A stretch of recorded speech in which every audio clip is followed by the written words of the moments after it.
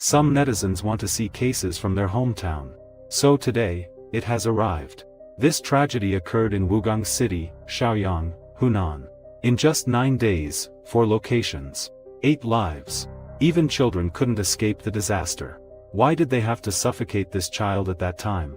They feared she would come back for revenge, said his accomplice. Due to the extreme brutality of this case.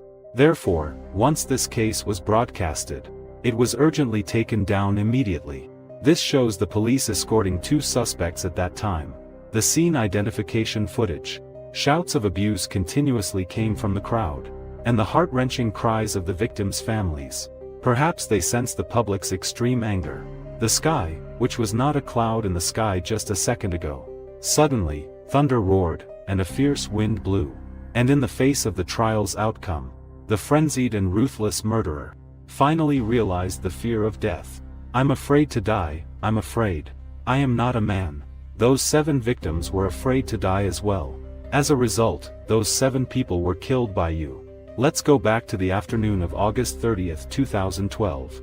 The police in Wugang City, under Shaoyang City, Hunan Province, received a report from the public. A couple from a village in Wantu Bridge town died tragically at home. After receiving the call, the police rushed to the scene. They found 2 bodies under the bed in a bedroom. The bodies were highly decomposed, and the corpse was covered in maggots. The deceased were the owners of the household, the couple Zhang Mohong and Lu Momei, according to their neighbor's account, because they hadn't seen the couple leave the house for several days in a row. Additionally, their daughter, who works in another city, also called, asked him to help check on the house. So he went inside Zhang Mohong's home. During the day, he found the door was locked. We'll go there to take a look in the evening.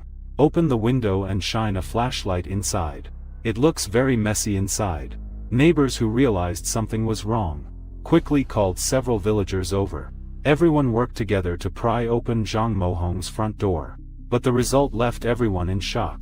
Based on the state of decay of the body, some areas of the body were already skeletonized. It was estimated that death occurred around 9 days ago. The forensic expert quickly reached a conclusion after the examination. Both husband and wife died of homicide. The bedroom where their bodies were found, that was the first crime scene. Both had multiple fatal stab wounds on their bodies.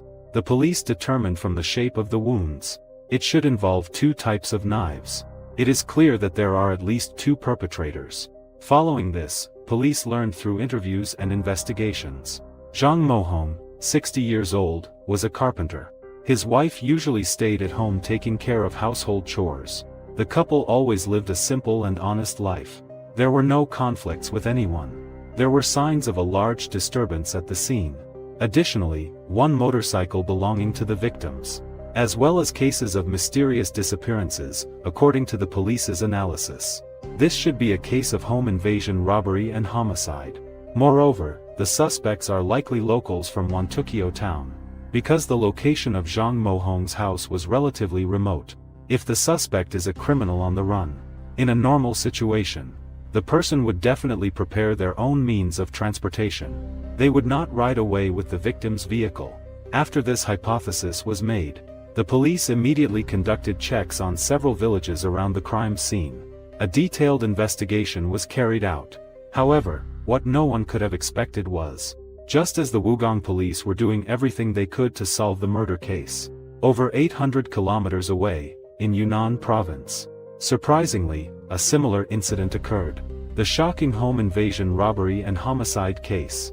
On the same day, August 30th, Ms. Liu, who lives in Yingshang town, Fuyuan County, Yunnan province, had just returned home from outside. However, when she reached the 2nd floor, she unexpectedly ran into 2 young men with anxious expressions, who were running out of her house. A sudden scene unfolded. It immediately made Ms. Liu suspicious. I said, "What are you doing in my living room?" He said, "I'm looking for someone." I said, "What do you mean by looking for someone?" It turned out that Ms. Liu's house was a 3-story self-built building. The 1st floor was rented out as a shop. The 2nd floor was where Ms. Liu's family lived. The 3rd floor had been converted into a hotel. Ms. Liu has been carrying her 2nd child all along, living at home and taking care of the children. At this moment, seeing strangers intruding into her home. Ms. Lu walked into the house, half convinced. But when she entered the house to check, she found a mess in her house. Once she regained her senses, Ms. Lu suddenly remembered the two young people who just rushed out of the door. They seemed to be the tenants living on the third floor of her own home. So she hurriedly ran up to the third floor. She planned to ask her daughter-in-law, who was cleaning the living room. But upon arriving on the third floor, no matter how much Ms. Lu shouted, her daughter-in-law and 2-year-old granddaughter, however, did not respond. Just as Ms. Lu was searching each room, one of the rooms with the door tightly closed. This caught her particular attention. As she turned the knob and opened the door, room 301 was revealed. I saw blood on the small bed. It was my daughter-in-law. The place where Ms. Lu's daughter-in-law was murdered. It was room 301 of the hotel. The bloody and horrifying scene. It almost made Ms. Lu faint on the spot. In her panic, she realized that her daughter-in-law had been murdered. And her 2-year-old granddaughter. She probably had also been taken by those two criminals. Thinking of this, Ms. Lu immediately stumbled and ran down the stairs, and incoherently asked passers-by for help to call the police. After receiving the report, the police from Fuyuan County, Yunnan Province, quickly rushed to the scene. At the same time, another group of officers. The police immediately set up roadblocks at several main intersections around the crime scene. They worked hard to search for those two young men with a child.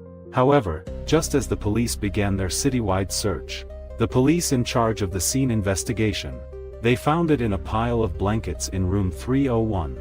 A little girl's body was found. It turned out that Ms. Lu's granddaughter was not taken away. Instead, she had been brutally killed by the criminals in the bedding. Just thinking about it now makes me want to cry. I cry every day. During the inquiry, according to Ms. Lu's description, the two young people who passed by her, one wearing a blue top, and the other in a yellow jacket, they should be guests at her family's inn. After receiving this lead, the police immediately accessed the inn's accommodation records. They found that 8 people had stayed at the inn on the night of the 29th. By examining the checkout records, they discovered that 2 people had not checked out on the day of the incident.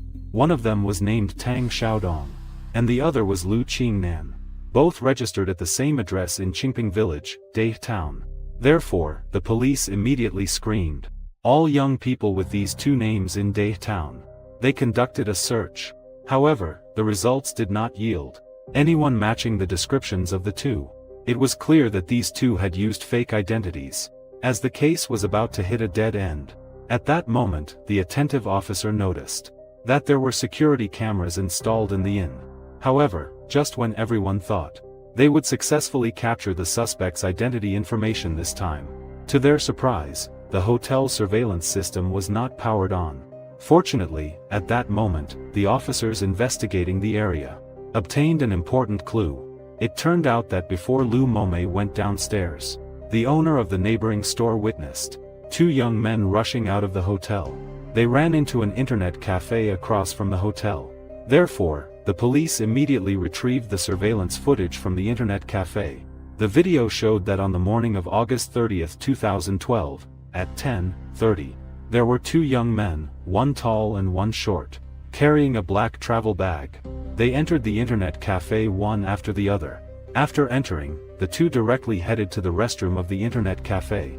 About 7 minutes later, the 2 hurriedly walked out from the direction of the restroom. However, the officers noticed that the black travel bag the 2 had been carrying had apparently been replaced by several inconspicuous bags. Additionally, both of them had changed their clothes. Subsequently, in the restroom of the internet cafe, the police found the travel bag that had been abandoned by them. There were 2 pairs of shoes in the bag. Moreover, there were fresh bloodstains scattered on the shoes. Later identification confirmed that these were indeed the bloodstains of Lu's daughter-in-law. Meanwhile, the police conducting interviews around the crime scene also found a suspicious plastic bag in an abandoned house 200 meters away from the motel.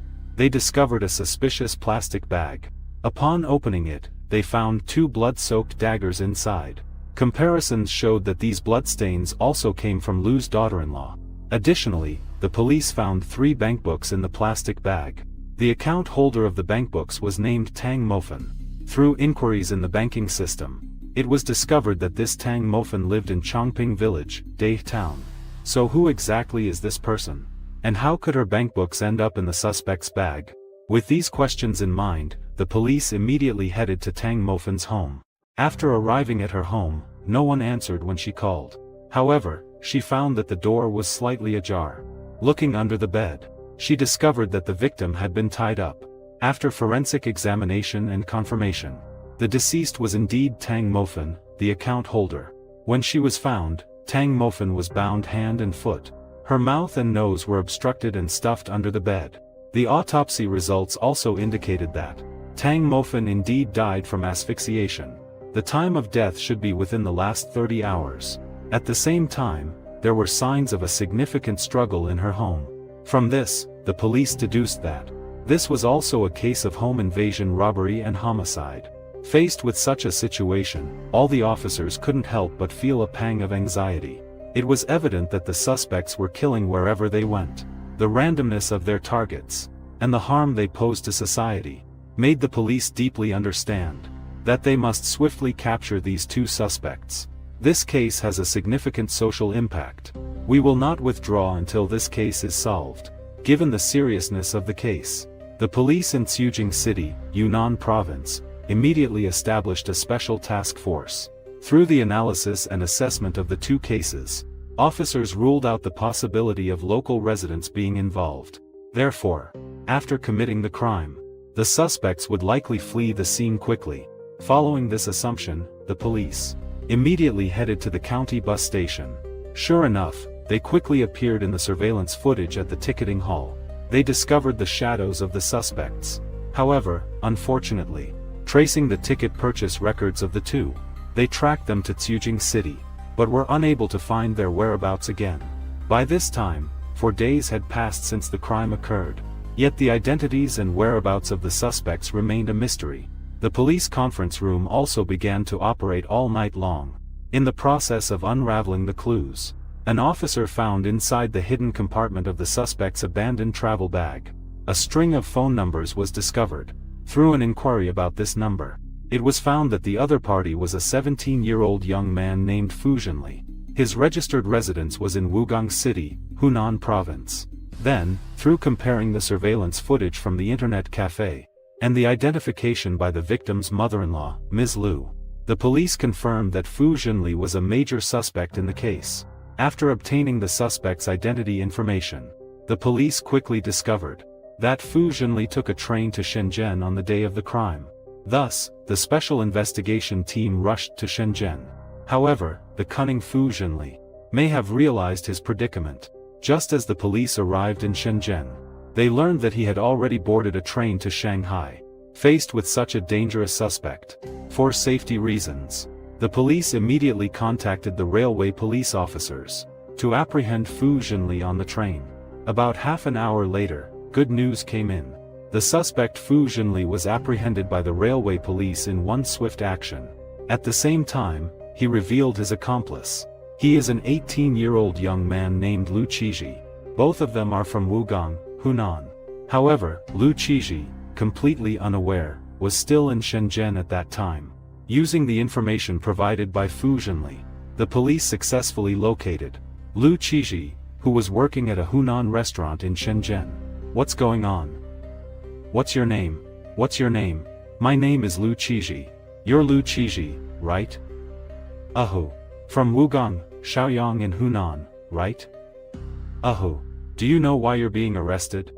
After being arrested, Liu Qizhi and Fu Zhenli confessed to killing the mother and daughter in the hotel, as well as the crime committed against another villager, Tang Mofan. However, what shocked the police in Fuyuan County immensely was that the two of them also confessed to additional crimes. The couple Zhang Mohong in Wantukio Town, Wugang, Hunan, were also killed by them, and they were still in Dongguan, Guangdong.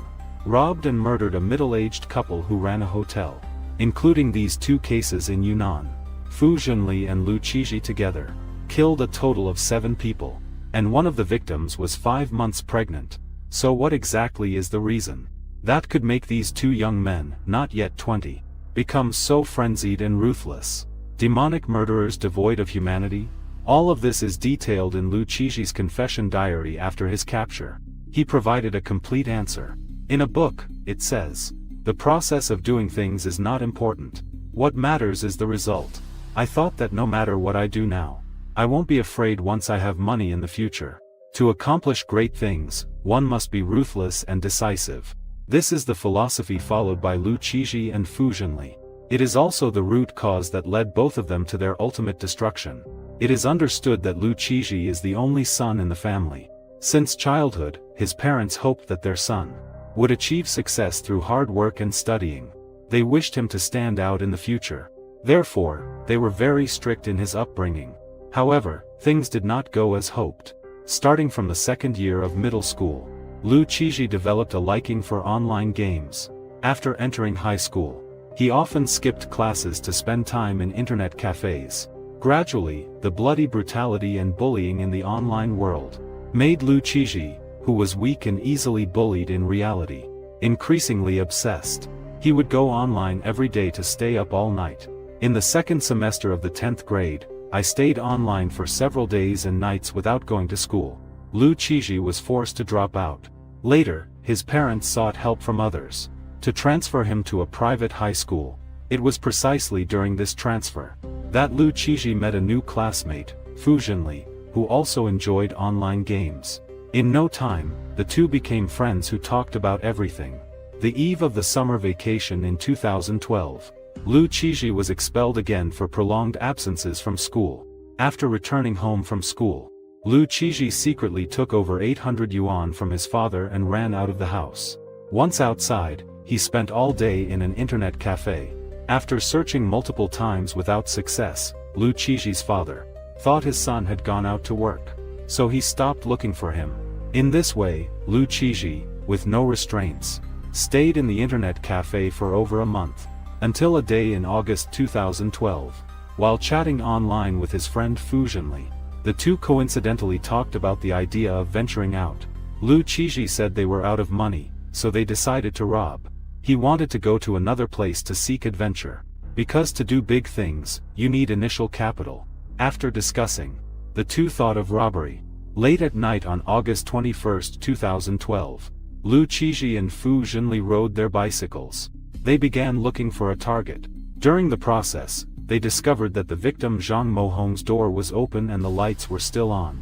The two of them quietly slipped inside, waiting for the right moment to strike. "I told that old man that I would count to 3. If you don't bring me the money, I will stab you." When he still wouldn't give it to me, I stabbed him.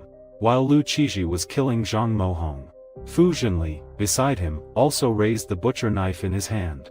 He wildly stabbed at Zhang Hong's wife. After brutally killing the couple, Zhang Mohong and his wife, Liu Qiji and Fu Zhenli found over 1,000 yuan in cash inside the house. The two then locked the victim's front door and left quickly. They then escaped all the way to Guangdong. At that time, it felt just like playing a game. August 25, 2012. In a rental house in the Wanjiang district of Dongguan City, they killed the landlord couple. After robbing over 3,000 yuan in cash, they fled to Yunnan. According to Liu Qiji's confession, the reason they went to Yunnan is because they wanted to find an opportunity to escape to Vietnam. With money, they could directly run to Vietnam. Run over to Vietnam. If they encountered someone later, they would just deal with them. After arriving in Yunnan, Liu Qiji and Fu Zhenli. First, they broke into the home of the victim, Tang Mofen. They killed Tang Mofen and stole a total of 90 yuan in cash. The next day, while staying at the Donghong Hotel, the two tricked the pregnant landlady into going to the 3rd floor to rob her, because they were afraid the child would come looking for them when they grew up. So the two decided to leave no witnesses. They killed both the mother and daughter. However, what they did not expect was, during this process, the victim's mother-in-law happened to return home, after hurriedly fleeing the hotel. The two, sensing that something was wrong, immediately left Yunnan. "You tell me, am I dreaming? Am I dreaming? Die, and then wake up. Die, and then wake up." Liu Qiji, who committed such a serious crime after being caught, often said one sentence the most, that it felt as if he was in a dream. On June 20, 2013, the court sentenced Liu Qiji to death in the first trial. Fu Zhenli was under 18 years old at the time of the crime. He was sentenced to life imprisonment. On February 13, 2015, after confirming his identity, Liu Qizhi was escorted to the execution ground for the death penalty.